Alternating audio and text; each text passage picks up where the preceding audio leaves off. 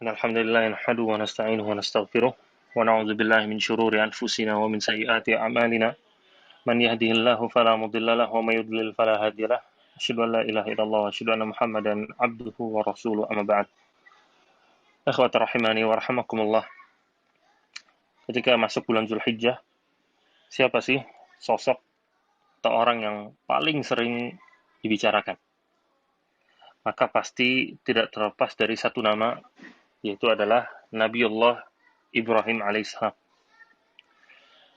Siapa yang nggak tahu soal Ibrahim? Ibrahim, beliau adalah seorang sosok yang luar biasa, nabi yang mulia, salah satu dari nabi ulul azmi.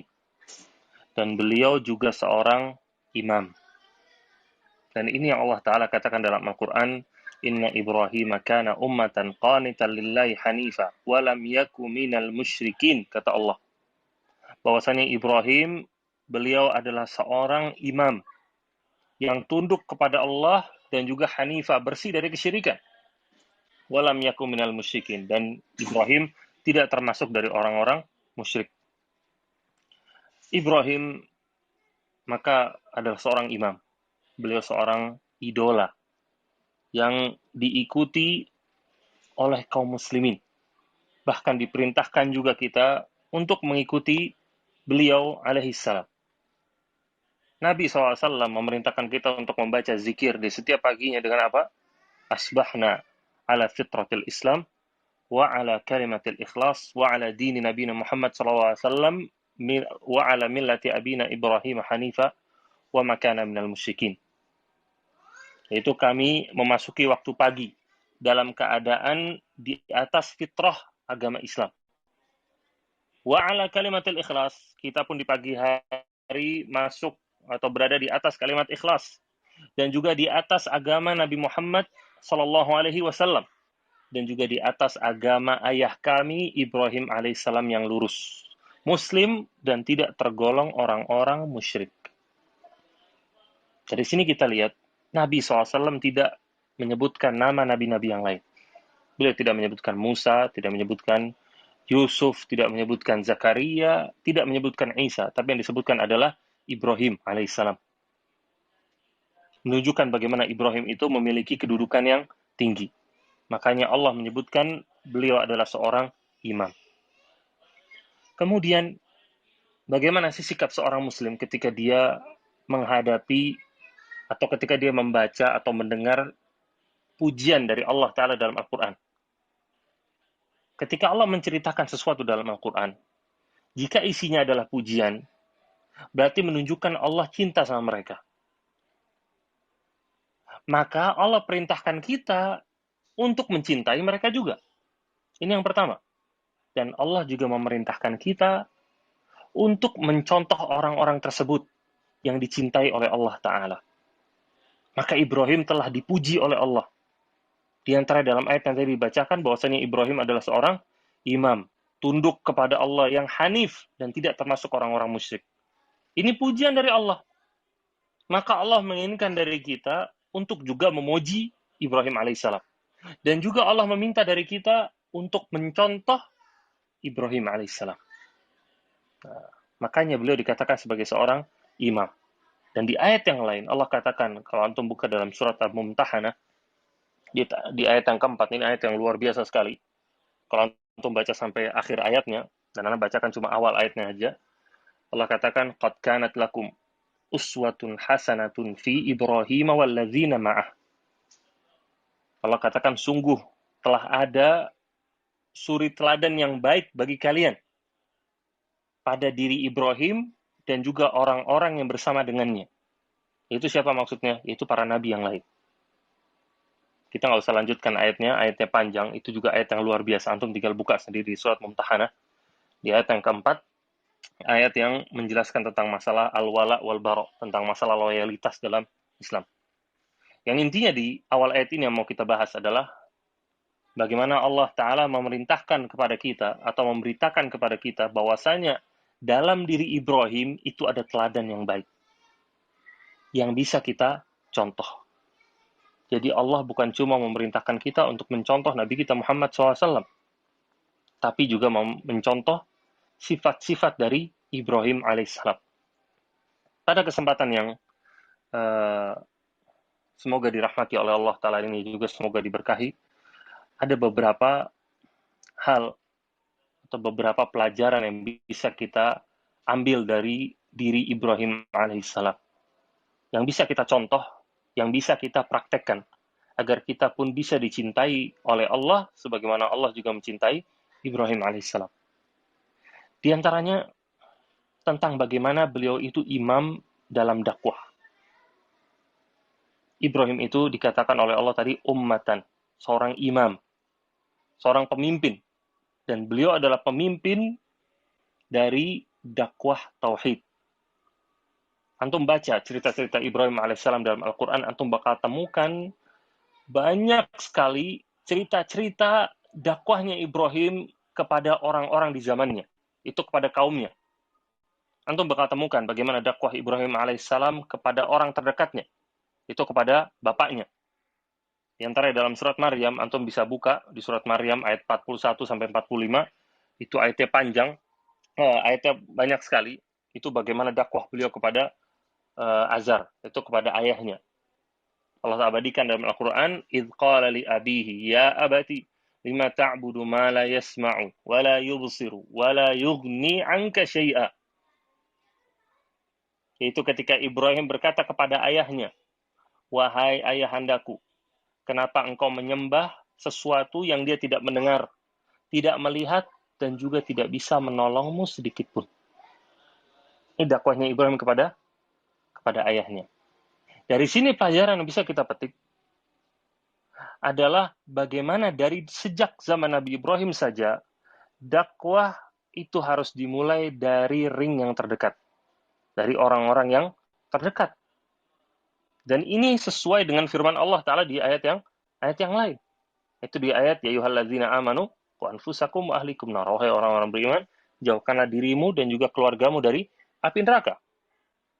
Dan juga yang pernah kita bahas di beberapa pertemuan yang lalu, bahwasanya Nabi SAW, beliau pun memulai dakwahnya dari orang-orang terdekat beliau, dari keluarga beliau. Maka ini namanya manhaj dakwahnya para nabi. Sama ternyata. Mereka semua memulai dari tauhid, mereka pun memulai dakwahnya dari orang-orang yang terdekat. Kemudian dakwah beliau pun bukan cuma kepada orang terdekat, beliau pun mendakwahi masyarakatnya. Ini pun banyak sekali dalam Al-Quran. Di antara dalam surat Al-An'am, di ayat ke-79 sampai 80. Allah Ta'ala katakan tentang Ibrahim di situ yang berkata kepada kaumnya, Inni wajjahtu wajhiya lilladzi fatara samawati wal arda hanifa wa ma ana minal musyrikin. Ketika Ibrahim berkata, sesungguhnya aku memalingkan wajahku kepada zat yang menciptakan langit dan bumi. Dan aku bukan termasuk orang-orang yang berbuat kesyirikan, kata Ibrahim. Dan Ibrahim saat itu sedang berdialog dengan kaumnya. Ketika antum tahu bagaimana Ibrahim saat itu melihat bintang. Kemudian mengatakan, hadza rabbi, ini adalah Tuhanku. Kemudian ternyata bintang itu hilang. Maka namanya Tuhan itu nggak hilang. Kemudian melihat bulan. Dia mengatakan, hadza rabbi, ini adalah Tuhanku. Tapi ternyata kemudian bulan pun hilang. Kemudian yang terakhir adalah matahari. Ibrahim mengatakan, hadza rabbi, hadza akbar. Ini adalah Tuhanku dan ini yang paling besar. Ini lebih besar daripada yang lain tadi. Ternyata matahari pun hilang. Dan kalau antum tahu, maksud dari ayat-ayat ini adalah bagaimana Ibrahim berdebat kepada kaumnya. Karena kaumnya adalah orang-orang yang menuhankan akal mereka. Maka Ibrahim pun mendebat mereka, beradu argumen dengan mereka lewat akal mereka. Bahwasanya Tuhan kita nggak bakal meninggalkan kita. Bintang yang kalian sembah ternyata meninggalkan kita. Begitu juga dengan bulan, begitu juga dengan matahari, meninggalkan kita.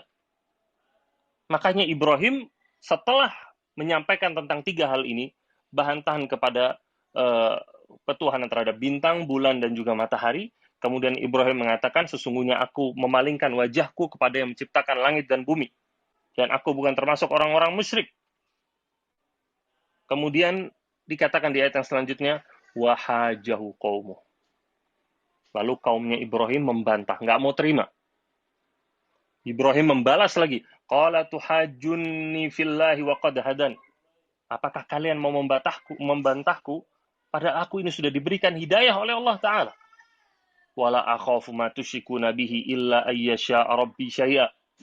Ibrahim katakan, sungguhnya aku tidak takut dari ancaman atau musibah yang bisa ditimpakan kepadaku oleh Tuhan-Tuhan kalian atau yang telah kalian sembah selain Allah Ta'ala.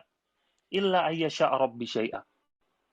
Karena nggak ada yang bisa menimpaku kecuali apa-apa yang Robku sudah tuliskan bagiku. Wasi'a rabbi kulla syai'in ilma. Dan sesungguhnya ilmu Robku itu luas sekali, mencakup semuanya. Afala tatadzakkarun. Di sini perhatikan, Ibrahim mendebat kaumnya. Menunjukkan debat itu pun terkadang diperbolehkan. Jika didasari dengan ilmu, jika di situ ada maslahatnya, dan lain-lain. Ada beberapa kaidah-kaidah yang lainnya. Di sini perhatian Ibrahim yang sangat besar. Bukan cuma kepada orang terdekatnya, tapi juga kepada masyarakatnya. Dan beliau tidak gentar, beliau tidak mundur. Tapi beliau terus maju, terus mendakwahi masyarakatnya. Kemudian tidak cukup sampai di situ ternyata. Ibrahim pun mendakwahi rajanya. Itu raja yang terkenal, yaitu Raja Namruz. Raja pada saat itu yaitu Raja Namruz. Allah pun abadikan tentang perdebatan Ibrahim dengan Namruz ini. Di surat Al-Baqarah, di ayat 258. Allah Ta'ala katakan, Alam tara ilal ladzi hajja Ibrahim fi rabbih an atahu Allahul mulka. Apakah kamu tidak melihat orang yang mendebat Ibrahim tentang Rabb-nya padahal dia telah diberikan kerajaan oleh Allah Ta'ala. Itu Namrud. Idh qala Ibrahim rabbiyalladzi yuhyi wa yumit. Ketika Ibrahim bilang ke dia, yaitu ke Namrud, bahwasannya Tuhanku itu yang menghidupkan dan juga mematikan, kata Ibrahim. Qala ana uhyi wa umit. Namrud kemudian membantah. Dia katakan, aku pun menghidupkan dan aku pun mematikan, kata Namrud. Qala Ibrahimu, fa inna Allah ya'ti bisyamsi minal masyriqi fa'ti biha minal maghrib. Di sini Ibnu Katsir menjelaskan, para ulama tafsir menjelaskan bahwasanya maksud dari Namrud ketika dia mengatakan bahwasanya aku pun bisa menghidupkan dan mematikan, maksudnya adalah ketika dia menyuruh pasukannya untuk mendatangkan dua orang. Lalu orang yang pertama dibunuh sama dia, orang yang kedua dibiarkan hidup. Maka inilah maksud dari menghidupkan dan mematikan menurut Namrud. Orang yang pertama dibunuh sama dia, orang yang kedua dibiarkan hidup. Nah, ini kan main akal-akalan namanya. Maka Ibrahim pun membantah dengan akalnya. Ibrahim mengatakan, fa innallaha ya'ti bisyamsi minal masyriqi fa'ti biha minal maghrib. Sesungguhnya sesungguhnya Allah Ta'ala mendatangkan matahari dari timur. Fa'ti biha minal maghrib. Maka datangkanlah matahari itu dari arah barat. Fabuhital ladzi kafar. Kata Allah, maka terdiamlah orang yang kufur itu, yaitu Namrud. Wallahu la yahdil qaumadz zalimin. Dan Allah tidak memberikan hidayah kepada kaum yang zalim.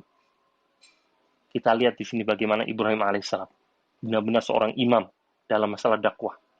Beliau tidak gentar, beliau tidak takut. Beliau mendakwahi keluarganya, masyarakatnya, sampai ke rajanya. Semua lini didakwahi oleh dia. Nah, inilah seorang dai. Inilah orang-orang yang berdakwah di atas kebenaran, di atas jalannya para nabi. Mereka mendakwahi semua lini masyarakat. Dari orang yang muda sampai orang yang tua. Laki-laki ataupun perempuan. Mau yang SD, SMP, SMA, kuliah, sampai yang tua, semuanya didakwahi. Maka ini adalah manhajnya para nabi. Maka jangan ada satupun lini masyarakat yang terlewat dari dakwah kita. Dari kebaikan Islam. Ajarkan kepada mereka, ajak mereka kepada Islam dengan cara yang baik. Semampu kita. Kalau kita hanya bisa memberikan tulisan, maka berikan tulisan. Kalau hanya bisa memberikan link video, maka berikan link video.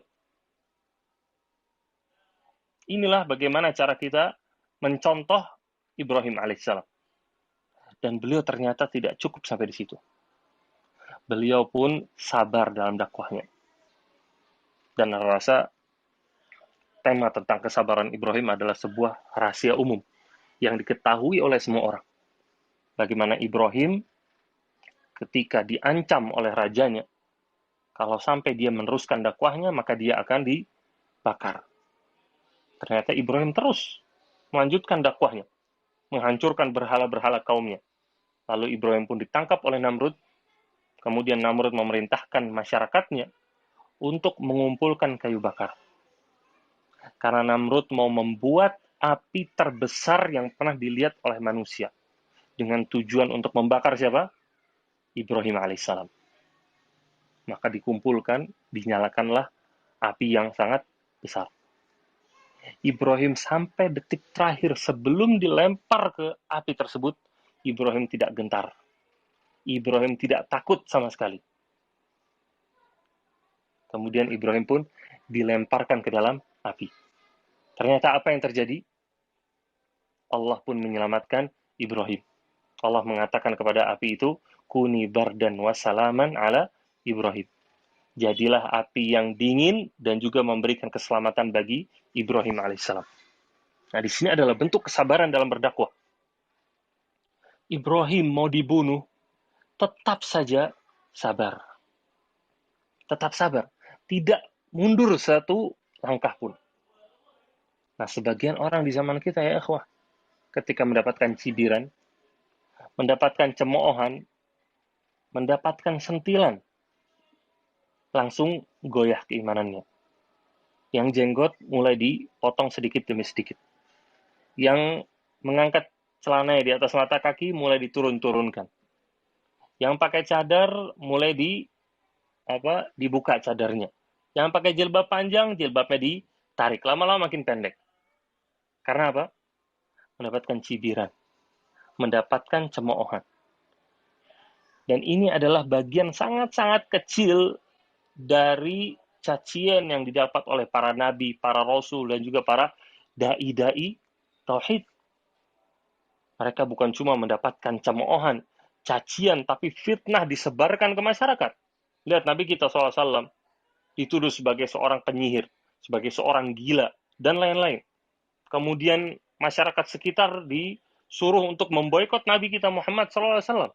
Diboikot. Nah ini kan benar-benar cobaan yang berat.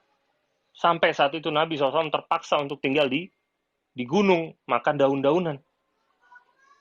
Nah, ini beratnya cobaan yang didapat oleh Nabi kita SAW. Maka itu di antara yang bisa kita contoh dari Ibrahim dan juga para nabi yang lain adalah bagaimana kesabaran mereka dalam berdakwah dan juga dalam memegang sunnah ini. Selanjutnya ya, ikhwatul rahimani wa rahimakumullah. Allah Ta'ala selain mengatakan Ibrahim adalah seorang imam, Allah pun memuji Ibrahim dengan pujian yang lain. Itu apa kata Allah? Qanitan lillah. Orang yang tunduk kepada Allah Ta'ala. Orang yang tunduk, patuh kepada Allah Ta'ala. Dan rasa ini temanya atau kesempatannya pas. Karena ini di masa Zulhijjah, dan besok sudah Idul Adha insya Allah, dan akan ada Idul Kurban. Akan ada pemotongan kurban. Dan kita tahu bahwasanya pemotongan hewan kurban itu diambil dari syariatnya Ibrahim alaihissalam. Dan bahkan haji pun dari syariatnya Ibrahim alaihissalam. Dan kita pun sudah tahu bahwasanya yang pertama kali diperintahkan untuk menyembelih adalah Ibrahim alaihissalam. Antum bisa buka di surat As-Saffat di ayat ke-100 sampai 113. Cerita tentang bagaimana awal diperintahkannya Ibrahim untuk berkurban. Ketika Ibrahim berdoa, Rabbi habli minas salihin. Ya Allah, anugerahilah aku anak yang saleh. Kemudian Allah katakan, fabasyarnahu bighulamin halim. Maka kami berikan kabar gembira bagi Ibrahim dengan seorang anak yang amat sabar. Falamma balagha ma'ahu sa'ya qala ya bunayya inni ara fil manami anni azbahuka fanzur madza tara. Kemudian ternyata setelah anak itu sudah besar, yaitu sudah sampai di umur 7 tahun ke atas. Kemudian Ibrahim berkata kepada anaknya, "Ya bunai, wahai Ananda, sesungguhnya aku melihat di mimpiku, aku akan menyembelihmu. Fanzur madza tara." Maka bagaimana pendapatmu, kata Ibrahim. Berkata kepada Ismail saat itu. Qala ya abati f'al ma tu'mar satajiduni insyaallahu minas sabirin. Kemudian Ismail pun berkata kepada Ibrahim, "Wahai ayahandaku, lakukanlah apa yang diperintahkan kepadamu. Maka niscaya kamu akan mendapatiku, insya Allah termasuk orang-orang yang sabar," kata Ismail. Ini luar biasa, subhanallah. Bagaimana ketaatan Ibrahim alaihissalam. Dan Ibrahim mau menguji Ismail alaihissalam. Dan ternyata yang Ibrahim dapatkan memang seorang anak yang amat sabar. Sesuai dengan janjinya Allah Ta'ala, فَبَشَّرْنَاهُ بِغُلَامٍ حَلِيمٍ. Kami berikan kabar gembira kepadanya dengan seorang anak yang amat sabar, yang halim. Kemudian falamma assama watallahu lil jabin wa nadainahu an ya Ibrahim qad saddaqta ar-ru'ya inna kadzalika najzil muhsinin, sampai akhir ayat. Bagaimana kemudian Ismail sebelum disembelih diganti oleh biri-biri. Lalu Allah pujilah Ibrahim, kemudian wa tarakna alaihi fil akhirin. Kemudian Allah sebut-sebut nama Ibrahim sampai orang-orang setelah itu. Salamun ala Ibrahim. Di sini bagaimana ketaatan wabarakatuh.